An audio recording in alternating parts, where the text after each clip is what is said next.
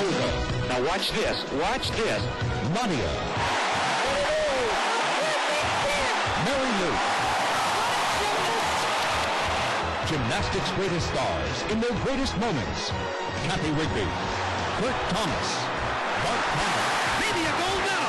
Now 3 decades of gymnastics history can be yours on home video. To order, call 1-800-4ABC-VCR. Only $24.98 plus $3 shipping. Strike out to score more. I just can't seem to find the pocket. Call 1-800-4ABC-VCR and let Mulligan's instructional home videos score more. Help you solve your bowling problems. Here's what the pros do. Learn those valuable tips on performance, practice techniques, body conditioning, and equipment selection, and score more. Only $24.98 plus $3 shipping. To order Bose home video, call 1-800-4ABC-VCR.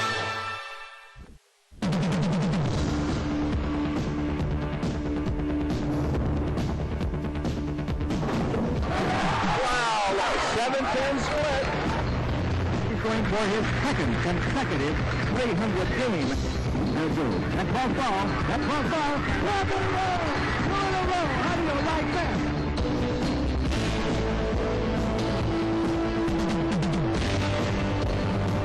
Pete McCordy, bowling immortality, holding his grasp. One more stroke.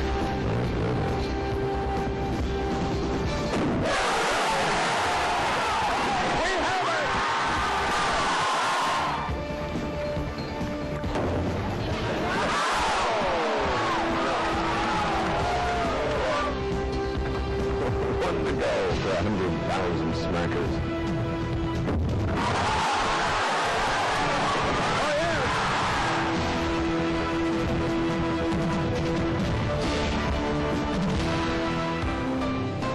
We've come to the National Bowling Hall of Fame and Museum in St. Louis. What better place to experience the great events and meet the stars of the game? As you enter, watch out for flying objects. Massive 10 pins float above the visitors, providing an exciting introduction to this action museum. Hello, I'm Chris Schenkel. This is the place where men and women of bowling's elite are still bowling strikes, still striving for perfection. Now, bowling as we know it is called 10 pins, but around the world there are many variations to the game. The ancient game of Dutch 9-pins is still popular today. The game was banned in the colonies due to gambling aspects. To get around that law, they added a 10th pin, 10 pins. In Edinburgh, Scotland, there's a version of the sport that is a lot of fun if you have a stomach for it. In the French game of Espagnol, 8 pins must be brought down by using a ball and a pin together. Duck pins, a game popular on the East Coast, has a 5-inch ball and 10 lively 9-inch pins.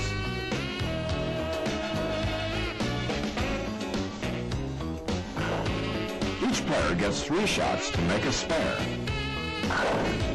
In New England, there's a game played nowhere else. Candle pins. A unique feature is that the knockdown pins stay on the deck, so a bowler has to throw through the trash on these spare shots, making every shot good. High scores are rare. Of all the variations of the game, 10 pins, as we know, is by far the most popular. We all enjoy the game in plush modern recreation centers with the ultimate state-of-the-art conveniences. But the bowling alleys of yesterday were a far cry from today's. In the middle towns of the 19th century, the bowling alley might be located just down the road from the livery stable and the sheriff's office. It was an unregulated sport, with the weight and size of balls and pins varying from city to city, until 1895, when the American Bowling Congress was formed to standardize the rules. Sanctioned leagues were formed, many in centers with as few as 4 lanes. With me now, my television colleague, Hall of Famer Nelson Burton. Bo, what were the conditions of the lanes in that era? Chris, in the 1930s and the 1940s, bowling was much different than we have it today. There was no air conditioning. There were pin boys instead of automatic pin setters. There was a towel that was used by everyone. There were no hand dryers. Chalk was used by everyone to dry their hands. And of course, the infamous spittoon was always around. Now, the lanes were coated with a surface coating called shellac. Shellac was very soft, pliable coating, It grooved or tracked towards the pocket area. So a player to be successful had to play in that groove to hit the pocket and score well. Hence, not many left-handers had success in the 1930s and 40s. The bowling ball was a hard rubber ball, and most of them were two-finger grips for accuracy. And finally, the bowling pins. Hard rock maple pins, all wood with flat bottoms, were very difficult to knock down, and the players often called these logs. And one of the stars of that era was Joe Falcaro. Joe was national match game champion from 1929 to 1933. He also averaged 196 in 26 years of ABC tournament play.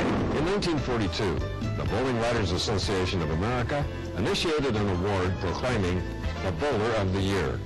The first recipient was Johnny Crimmins. He won the inaugural All-Star Tournament in 1941, a grueling tournament to determine the national champion. Ned Day was the Bowler of the Year in 43 and 44, a stylist who used the popular two-finger grip of the times. Ned toured the nation, taking on all comers in head-to-head matches. In 1959, he came out of retirement for one televised match which he won. The smooth style and concentration of Buddy Bomar were factors as he took the 44 All-Star. Bomar captured 38 tournaments in all, but he was best known among bowlers as a crafty opponent in after-hours matches.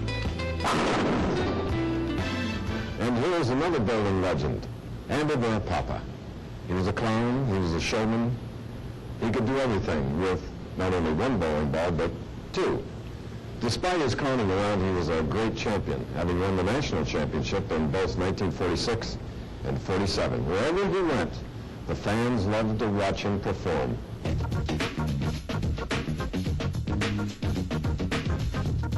Andy, the 1948 Bowler of the Year, loved crowds.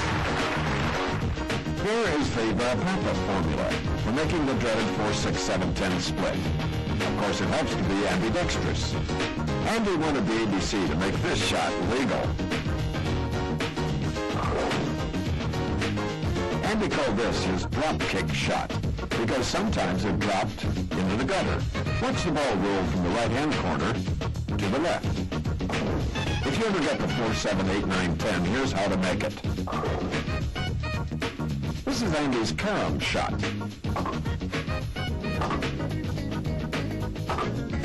Now Andy's mache shot, from the right to the left gutter and back to the number 10 pin.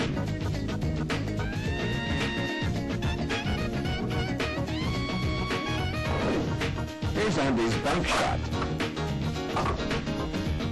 This Andy called the Sunday driver. One ball rolls down the lane at a leisurely pace. Then there's a guy in a hurry to get to the ball game. They both reach their destination. Bowling was Andy's life. I liked bowling. I started bowling. I became so enthused on bowling that when I was a butcher boy and at 13 or 14 years old, I used to pick up a piece of ice on the sidewalk and develop rhythm because I'm intrigued with rhythm in bowling. Nelson Burton Sr., father of my TV partner Bo, was one of the most feared match game opponents of the 1930s and 40s, when competition was on a personal man-to-man basis. Nellie, a fighter, would take on a match at any time of day or night. Well, Red Day was one of my foremost opponents, but also he was a good friend of mine, and we bowled some doubles matches. In fact, when there was a tournament in St. Louis one year, it was about 2 o'clock in the morning and the phone rang, and Red Day was on the phone wanting me to come over and bowl a match game against a couple of Chicago bowlers. I can't remember exactly who they were at the time. And they had been bowling real good, and they thought they could beat anybody, so I got out of bed and went on over there and bowled with Ned, and we did all right. In the 1950s, the sport of bowling was undergoing a major change. Refrigeration or air conditioning was now in bowling centers. Lacquer was now the standard on the lanes. And oils or conditioners were manufactured to match that lacquer to give you a very bowlable surface. The hard rubber ball was still in, but the 3-finger grip was now standard. And many of the top stars used a full fingertip grip all the way around the ball to get more power. Now the stroker was in, or the finesse player, And nobody epitomizes the finesse player more than Tom Hennessy. Tom's perfect delivery paid off. He won the ABC Masters tourney in 1958 and paired with Don Carter to take the national doubles title twice. This section of the hall is devoted to the great moments in bowling, like this standing tribute to Don Carter, Mr. Bowling, overwhelmingly dominant in the 50s and 60s, voted Bowler of the Year 6 times. Yet in an orthodox style that no instructor would ever try to teach. With his unique bent elbow delivery, Carter crept up to the foul line to topple enough strikes to win the All-Star 4 times. Look how he curled his pinky. He won 5 World's Invitationals as well as 6 PBA titles. In 1970, the Bowling Writers Association voted Carter the greatest bowler in history.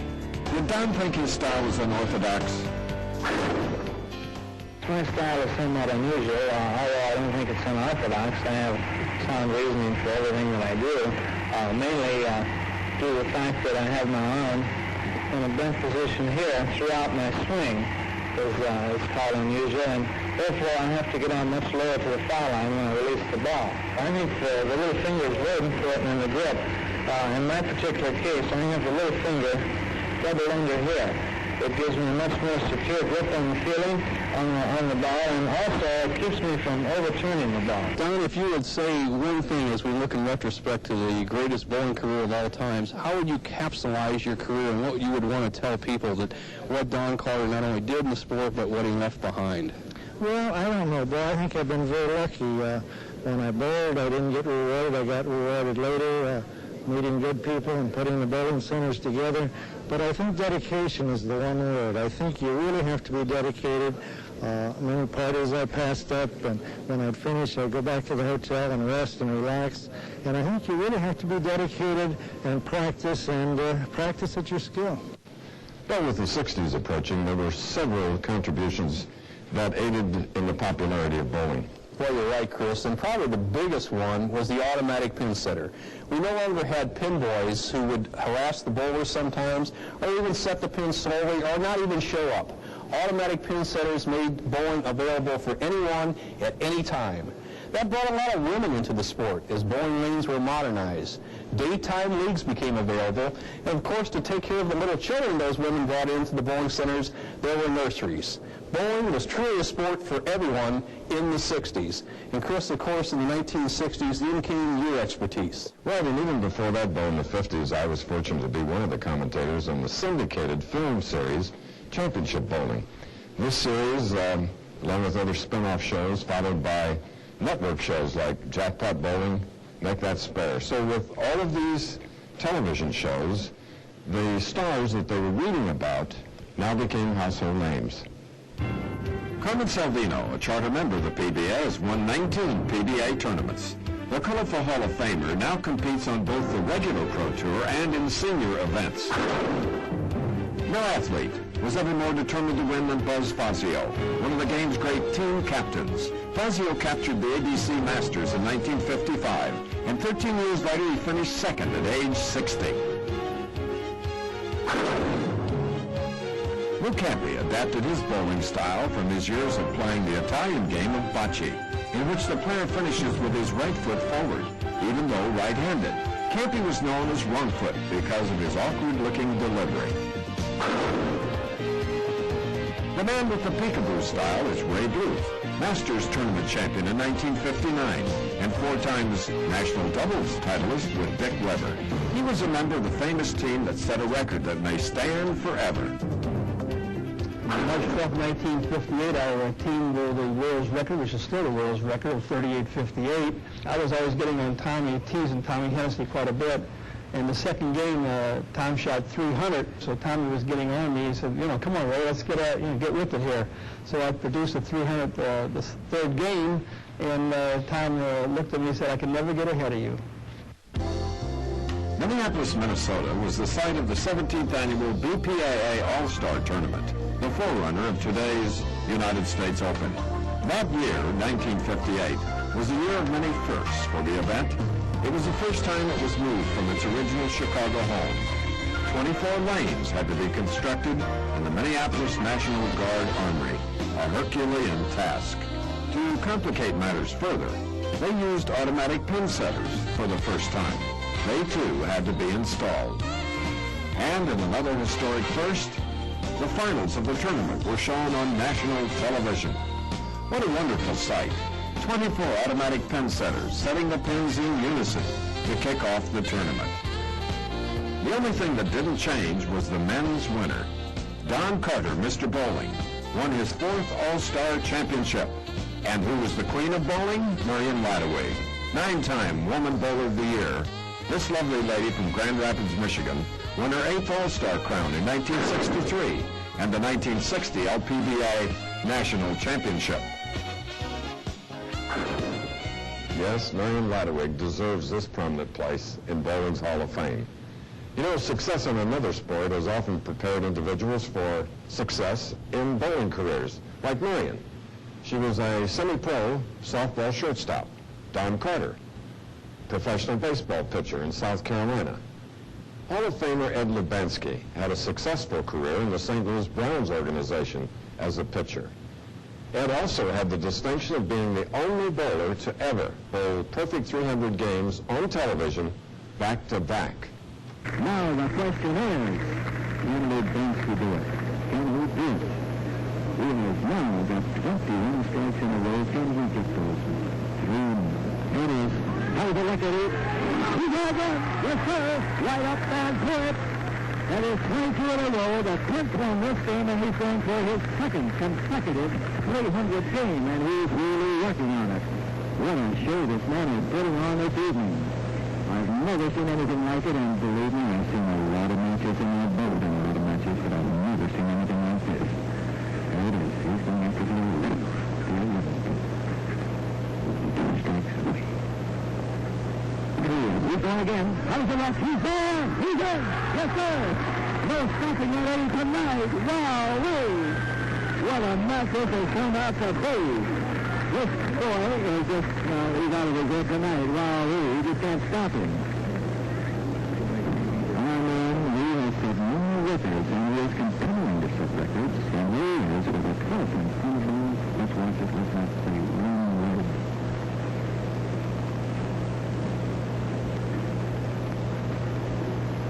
Good. That first ball. That first ball. One in a row. One in a row. How do you like that? Now, you'll see something on television that you may never see again in your life. The Professional Bowlers Association was founded in 1958 when Akron attorney Eddie Elias called together 33 professional bowlers to a meeting in Syracuse, New York. Each was asked to put up $50 as seed money. Well, the rest is history. We at ABC Sports began televising the Professional Bowlers Tour in 1962. And what better name or bowler to have as Bowler of the Year than Dick Weber. Well, 1962 was a great year for me because I won a few titles with the Professional Bowlers Association. I won the Big Daddy and all the All-Star at that time, which is now the U.S. Open. And the All-Star was the World Series of bowling then, more or less. And I just happened to get into the finals, snuck in, and I bowled real well in the finals, and it was one of the finals tournaments that I ever bowled, so I just chalked that up as a thrill and a great honor. On the walls of this room, every man elected to the American Bowling Congress Hall of Fame is honored by a plaque and a listing of his achievements.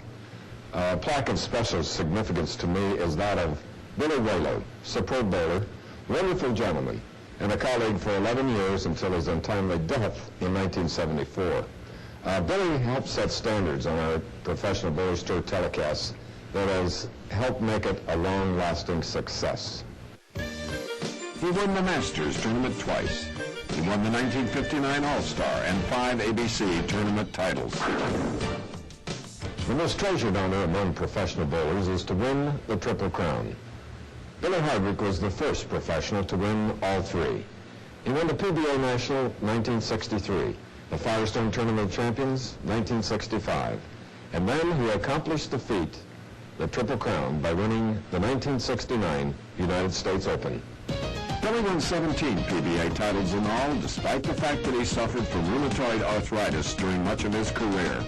The The first 300 game of the Professional Bowlers Tour telecast was bowled by Jack Biondelillo, 1967 in the Firestone Tournament of Champions.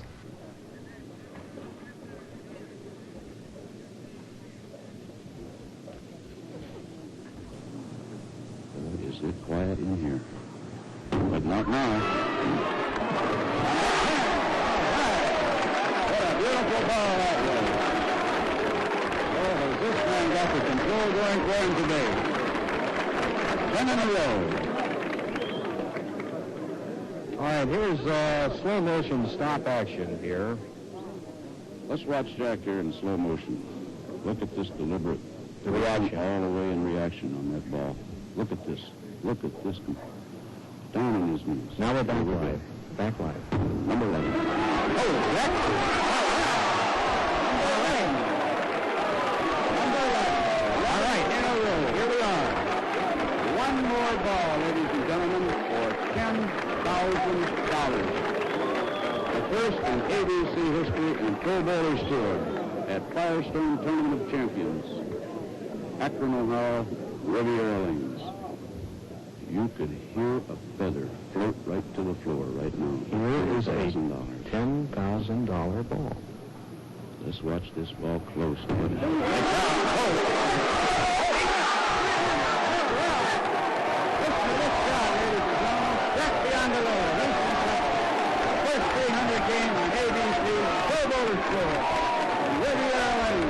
Jack's 300 game, in fact, all sanctioned 300 games are logged in this Hall of Fame computer. If you build one or your friend, come here to the museum. Punch up your names and you'll see it displayed on the screen. Our next perfect game was in 1969 on the Professional Bowlers Tour telecast, Johnny Gunther. 9 strikes in a row.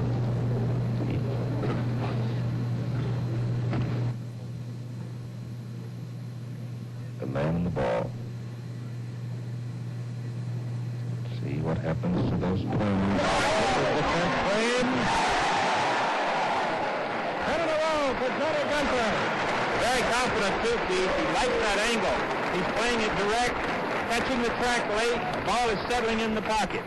I think we could very well see him do it here, Keith.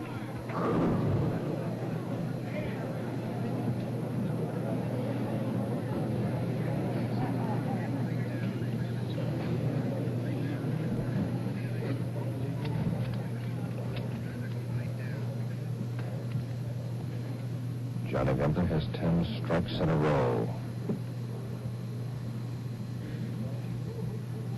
This is the 11th.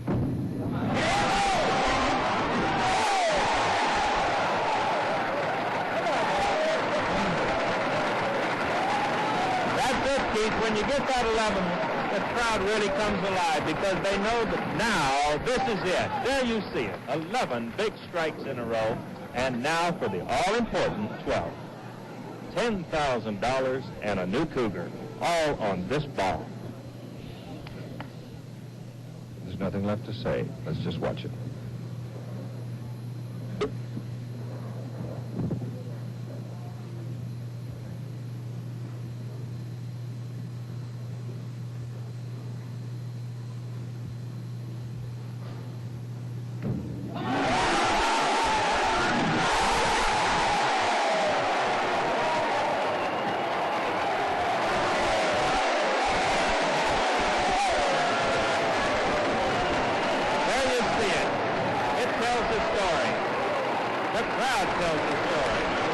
As we entered the 70s, there were even more changes. You're right, Chris. Bowling continued to grow in popularity, and bowling lanes were starting to wear too much. The lacquer surface we had in the 1950s and 60s just wouldn't hold up to this increased lineage. So along came polyurethane lane surfaces, much harder lane surfaces, and this changed the game quite a bit because the rubber bowling ball would no longer roll very smoothly on the polyurethane surface. So along came plastic bowling balls, and plastic bowling balls were very compatible with polyurethane lane surface, and of course course, bowling continued to grow from there. Well, Bo, did all these changes help you become the 1970 Bowler of the Year? Well, the changes a little bit helped, Chris, but really I was a lacquer bowler. I was a down and in finesse bowler. In 1970, when I was Player of the Year, I won 4 tournaments, but they were all on lacquer surfaces. Everybody hadn't changed to polyurethane yet, so I was winning on lacquer, but still changing my game and molding it for the 70s. At that time, one of the leaders in bowling was Don Johnson. In the late 1960s, on lacquer surfaces, Don was a fairly good player on the Pro Tour. But as urethane lanes came in and plastic balls of the 70s, Johnson came to the forefront. Now, Don is best remembered for not the perfect 300, but for a near miss.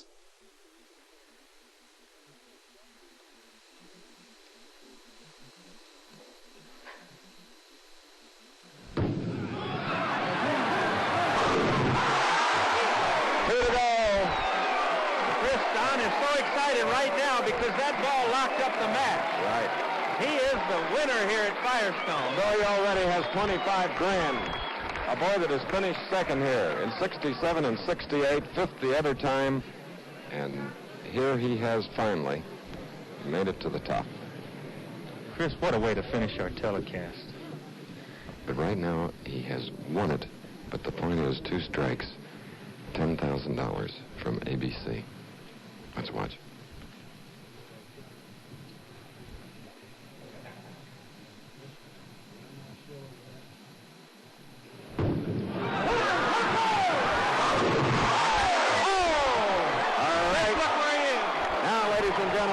He carefully looks up at the overhead sheet, and you know the story. He needs exactly 1 strike. Chris, 25,000 in his pocket, 10,000 on this ball.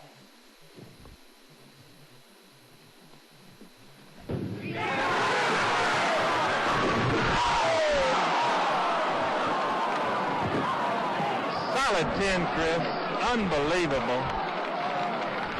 And the very last ball, Don Johnson, a tremendous hit. There's Marianne Johnson. Well, obviously, I'm probably remembered most because of the 299 game. Again, a lot of people feel sorry for me because I left the 10 pin. And he started the best ball I threw. That's why I got 9. That's what I tell everybody. And I'll never forget, one of the owners of the Gold Palm, Sam Service, told me that night, he said, tomorrow you're going to bowl 12 balls. That's all you're going to throw is 12 balls. And he was right. That's all I threw was 12 balls. Don Johnson, the Kokomo Kid, won 26 championships and bowled numerous 300 games. But he'll always be remembered by this reaction to his 299 victory at the Firestone Tournament of Champions. Don Johnson was a dominant player in the early 70s. All the rest of the players had to make a change from the rubber ball. That meant learning a new grip. The plastic ball was slippery. Number 2, they had to learn to throw harder because the plastic ball hooked a lot more. Now, the manufacturers continued to improve on the bowling balls in the 1970s, making them more and more powerful. And nobody epitomized the power of the 1970s than Mark Roth. Mark was Bowler of the Year 4 times, and with his power, we could always expect the impossible.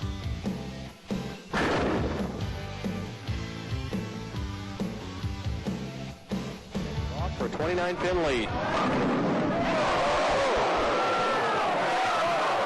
He teased it, but he leaves 7-4. And he leaves the crowd buzzing. A good shot, apparently a good shot, hitting very light. Roth whipped the 5-pin and went behind the 7. The normal pin action on that hit, the 5-pin goes over, takes out the 7.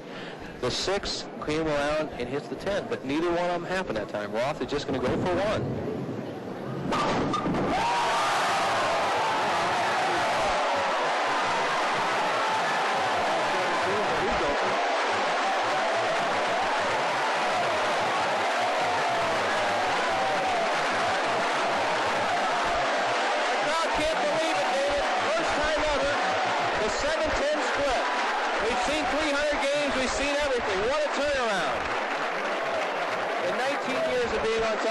Here we have it, the one, the only, never before done on television. Watch Roth. Kicks the 10-pin out of the back in a crucial situation. Watch this out of the pit.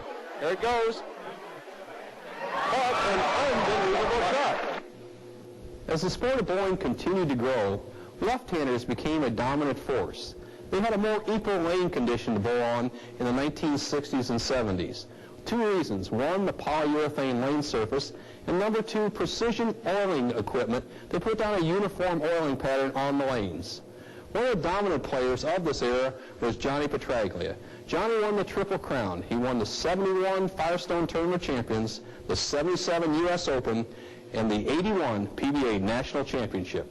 If he strikes here and gets 9 and a spare, he would shut out Gary Dickinson. He's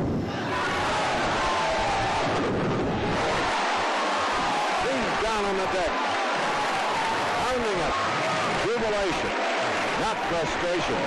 That's a game of bowling can often force you into. And John knows about the importance of that shot. Situation becomes this: 9 spare, he shuts out Dickinson. Strike, he shuts out Dickinson. If Petraglia would happen to get 8 and a spare, we have a possibility once again of a tie.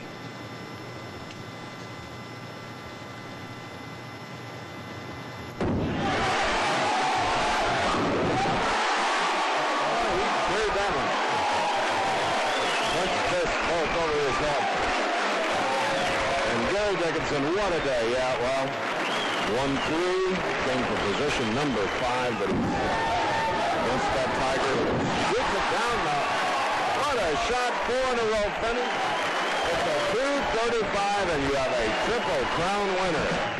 Another famous left-hander, Earl Anthony, dominant in the 70s and 80s. Like Don Carter, was Bowler of the Year 6 times. Was the first bowler to earn $1 million in prize money, doing it in 1982 with his victory in Toledo at the PBA National Championship. Chris, with a strike here, Earl Anthony can go into the $1 million bracket. If he doesn't strike, Charlie Tapp can still win the national championship. In fact, he'd be 12,586 beyond. Earl has struggled on this lane. He needs a strike to win. Look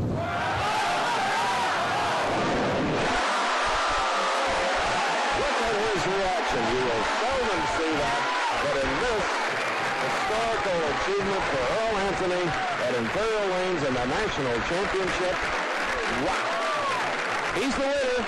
He's going to be in the 220s even with a bad count. Look at that. He is over the $1 million mark.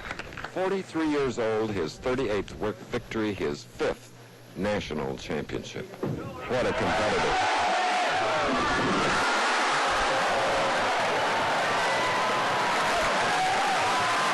Earl in the 230s going against Charlie Tapp. And you're here at the richest tournament ever, the richest share to the winner of $38,000. And more important, he has set a pace, a Susie. Gives him that ever-loving hug. In Earl's career, he bowled many 300 games, but not one on television. The next 300 game on a live telecast Professional Bowlers Tour was by Jim Stefanich in 1974. He needs 3.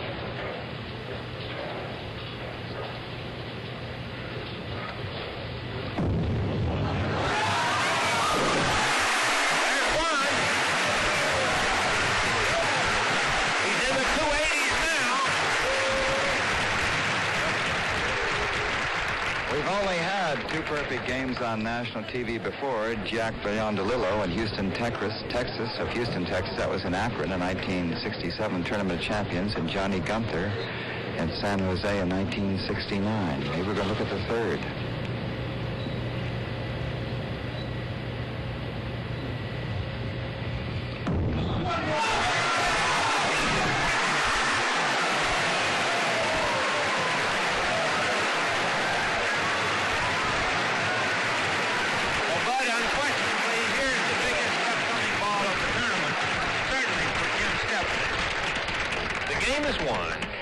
This is 300 and a new Cougar automobile, all on a strike right here. And the first show of the year. This is it for $10,000.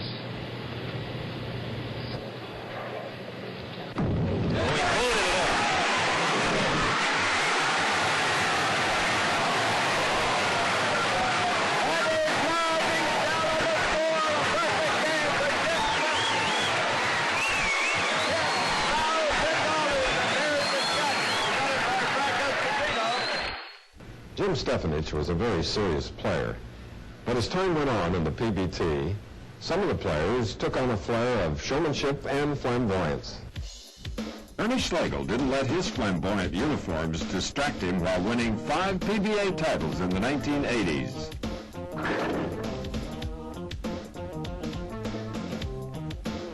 Guppy Troop can be spotted by his pants, but there's nothing fishy about Guppy, as his 8 PBA championships will show.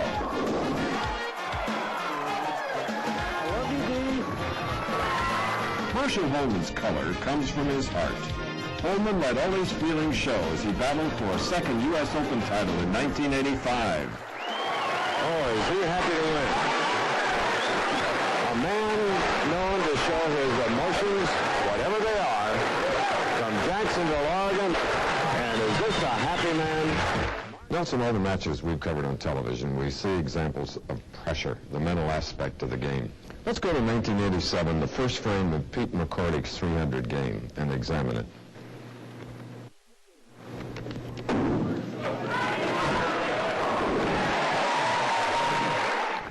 Well, that looked to me like any other McCordick strike.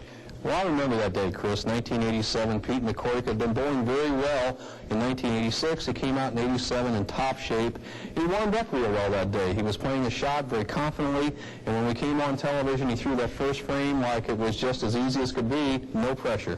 Now let's watch pressure as we continue our examination of Pete McCordick. He has strung together 9 in a row. He's up and shooting in the 10th frame. 9 in a row, needs 3 more.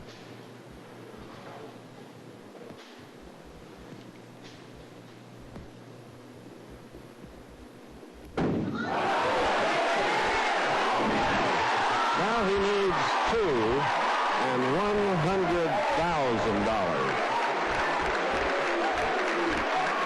Pete McCordick, a great arm swing. He loses the ball slightly on the downswing. You see the ball only about 3 or 4 inches over the foul line, but direction is 95% of the sport, solid in the pocket. The last player to stand in this position I can remember, Chris, was Johnny Petraglia. He had 11 in a row before finishing with 298, and I asked John, what went through your mind? He says, I went blank. The pressure was so much. Look at Pete shaking. 10 in a row.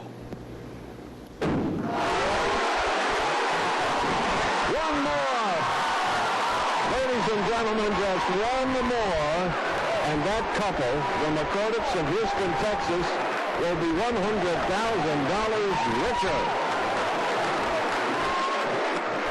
Pete McCordick, bowling immortality. It's not a sight, though. Within his grasp, one more strike. 1974, Jim Stefanich was the last time. All right, here it is. Right lane.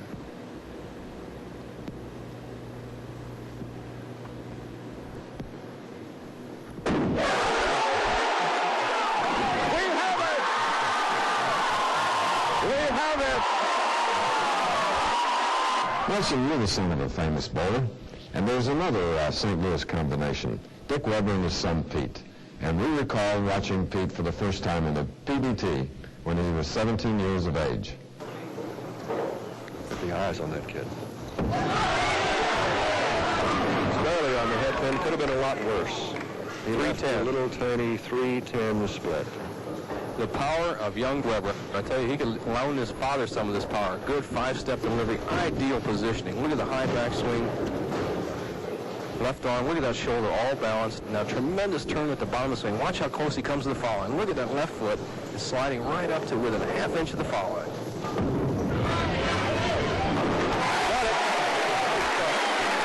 Got it. 17 years old. And he swells up and down. He weighs 136 pounds. I'd love to have a scale. Yes, it was obvious that talent was there. And once Petey got over stage fright and the butterflies flew away, he started to win, and he won big. In 1987, he won the Firestone. Followed the next year, 1988, a victory in the U.S. Open. He completed the Triple Crown with his victory in the PBA Nationals in 1989 in Toledo. Well, the least worst he can do here is second, and he doesn't want that because it's a chance to be one of only 3 to win the U.S. Open, the Firestone, and this championship.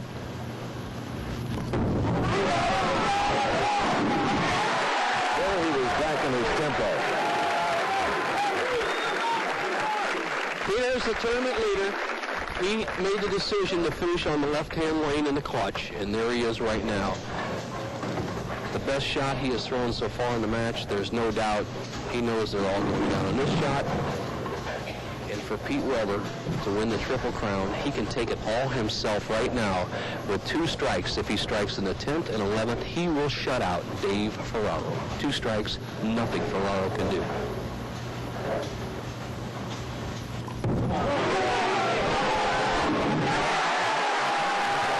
These 4 lanes off to the left. Pete Weber, can you imagine in Florissant, Missouri, Bo, what's going on? Renita and Dick Weber, his parents. Well, the first man in almost a decade to have a chance to win the Triple Crown, Chris, Pete Weber, stands on the approach, 11th frame. And really a lifetime of training and practice for Weber will be measured on this shot.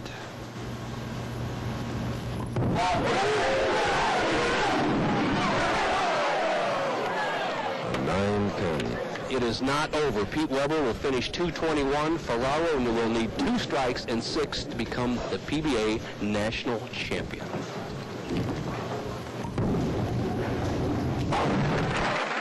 As you pointed out there, they would be the one that you might send up on the approach if you needed that.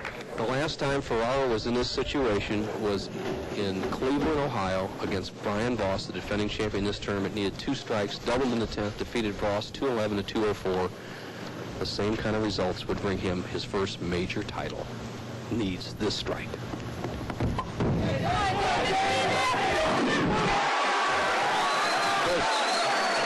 Just perfect.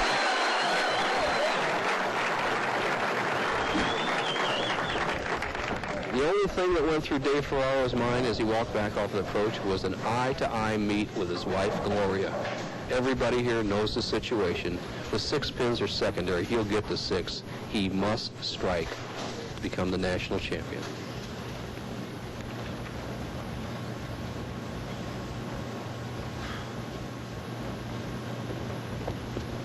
He has bowled a 221, Weber.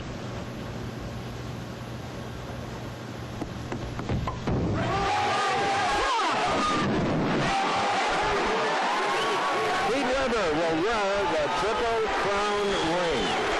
One of only 3 joins Billy Hardwick, Johnny Petraglia, a tough break leaving the 6th in, David Ferraro.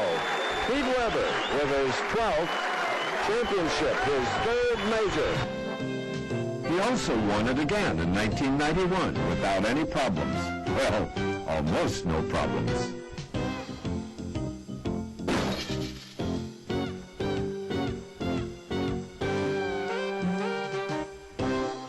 You know, it was just one of them things. I was standing there and I just got presented the trophy, and I just turned to the guy and I said, "Hey, is this thing solid on there?" And he said, "Yeah." So I didn't even think about it. I just lifted that trophy up and it went tumbling down, and was like, "Oh my God, I'm in trouble again." But, you know, those things happen, and yes, I was very embarrassed about it. Each week on the Professional Bowlers Tour, we see a great number of young stars, young winners. And Little Monticelli of Venezuela became the first foreign-born to be named Player of the Year. His fellow pros voted Emleto the honor in both 1989 and 1990, as he topped $200,000 in earnings both years. North Carolina is represented on the PBA Tour by Curtis Odom, whose bowling honors include 11 perfect games. He started on the PBA Tour at age 30. We'll see more of him in the future.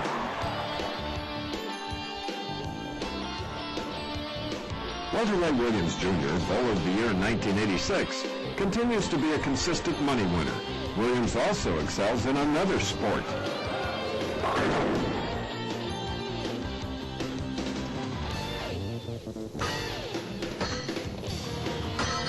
Williams has won his share of National Horseshoe Championships. Friends get him by saying, "If you want something underhanded done, see Walter Ray." Del Ballard Jr. throws a powerful strike ball. His titles include the United States Open, the Firestone, and the Masters. Ballard, a highly emotional athlete, appeared to have another victory in hand after he threw 2 punch strikes against Pete Weber. Tigers on the approaches here at Fairlane's King Point.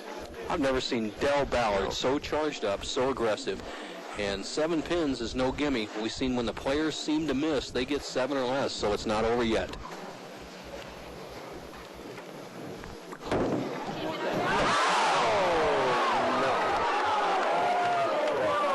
Even Pete Weber got up. Look at Pete. Look at this, Chris. Terrible for his opponent. What has happened? Ballard needing 7 pins has thrown in the channel and handed the title to Pete Weber.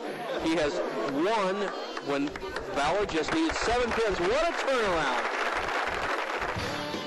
Nobody paid much attention to Mike Miller on the Pro Tour until midway through the 1990 season, when he stopped using the thumb hole in his ball. The extra revolutions Miller obtained in this surprising move brought him nearly instant success.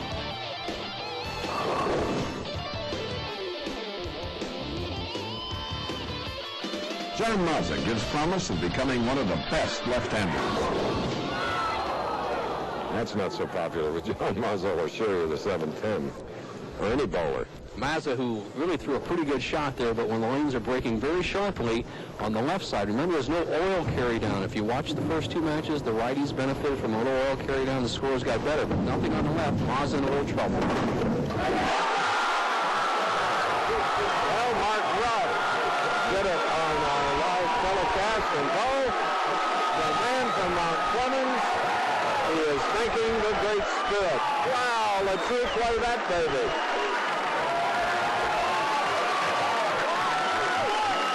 Here it is. Mark Roth was the only one to do it before. A 7-10 split. Now look how it happens. When Roth did it, the ball injected the pin out. Now Here's Mark's shot. here's how Mark did it. A little bit different.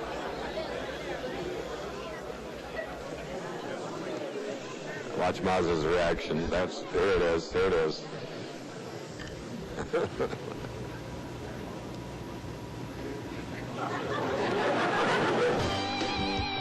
One of the brightest of the recent female stars is Donna Adamick, who won the Queen's Tournament in 1979 and 80 and was voted Bowler of the Year 4 straight times. Lisa Wagner dominated the Women's Pro Tour in the 80s. 3 times she was named Bowler of the Year, and Woman Bowler magazine named Wagner Bowler of the Decade. Bowling history was made in 1988 when Bob Benoit became the 5th member of that elite group of professional bowlers who bowled 300 games on ABC's Professional Bowlers Tour telecast. Bob bowled his perfect game in Grand Prairie, Texas. Bob Benoit being tested. I think the test is over. He's proven that he has the mettle to be a professional bowler. Now let's see if he can have bowling immortality. He's only 4 strikes away from his first title and a perfect game. And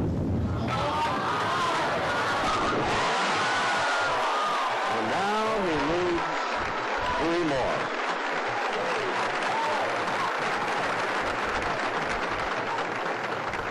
This strike locks up the title. He cannot lose the title no matter what Roth does. 258 will not be enough to win. Now it's just a matter of can he take all of the money, a possible $127,000 paycheck in his first appearance. 10th frame.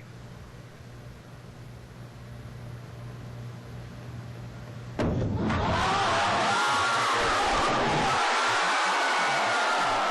solid that he needs only 2 more.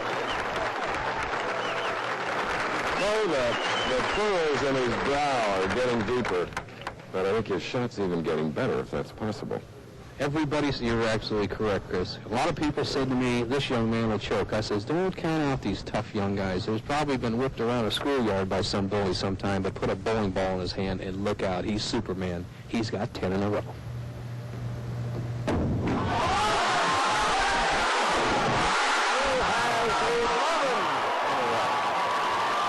And Susan, oh, the pressure on this sweet blonde, tears in her eyes. And if this doesn't get your heart pumping, I doubt if there's much that will. 1 to go for 100,000 smackers. This is where years of practice come into play. There's really not much you can think about. It's all natural ability. Keep your eyes on your target and hope the dear Lord wants you to have it. Here it is.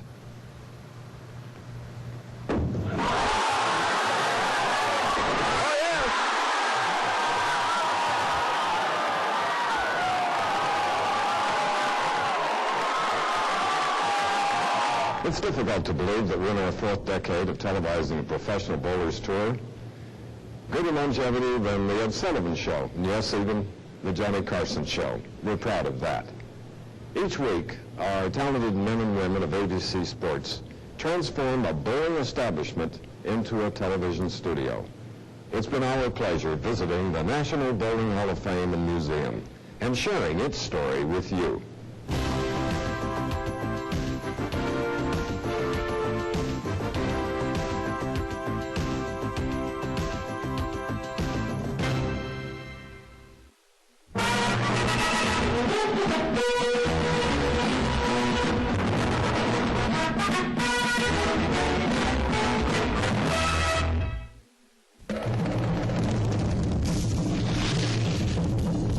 ABC Sports and Nutmeg Hills have come together to create ABC Sportswear.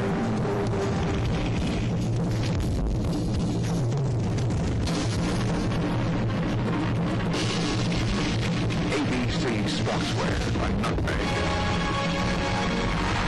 Now for the real sports